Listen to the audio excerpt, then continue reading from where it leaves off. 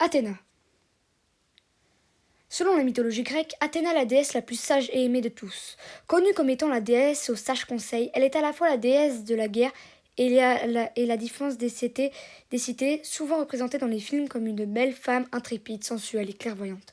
L'histoire de cette déesse est beaucoup plus complexe et intéressante que ce que l'on nous a montré au petit écran. Plus patronne des artisans ou protectrice des héros, l'identité de cette déesse mérite d'être connue de tous. Athéna est une déesse importante pour beaucoup de choses. Elle est la déesse de la sagesse, du courage, de l'inspiration et de la civilisation, du droit et de la justice, de la guerre stratégique, des mathématiques, de la force, des arts, de l'artisanat et des compétences. Ça fait beaucoup. Elle n'a pas son égal pour les compétences stratégiques en matière de la guerre. Souvent, son nom est associé lorsqu'on parle de protection de toute entreprise héroïque.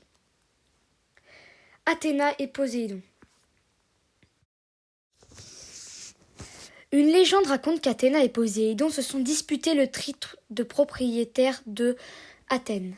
Cécrops fut choisi pour jouer les arbitres afin de les départager. Le duel consistait à faire apparaître une chose et celui qui créerait la chose la plus précieuse remporterait la victoire. En frappant son trident, Poséidon fit apparaître des chevaux. De son côté, Athéna sortit un olivier.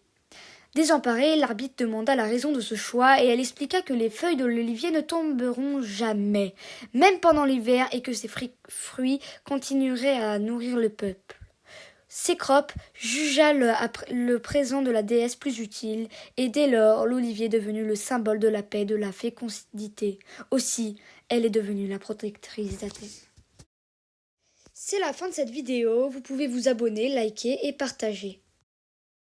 Sur cette chaîne, vous allez apprendre plein de trucs sur la mythologie grecque que j'ai moi-même étudié et lu dans des nombreux livres sur la mythologie grecque. Je vais essayer de faire sur à peu près tous les dieux de l'Olympe, les 12 dieux de l'Olympe. Donc, si vous voulez continuer à me suivre, vous êtes les bienvenus et puis à la prochaine vidéo.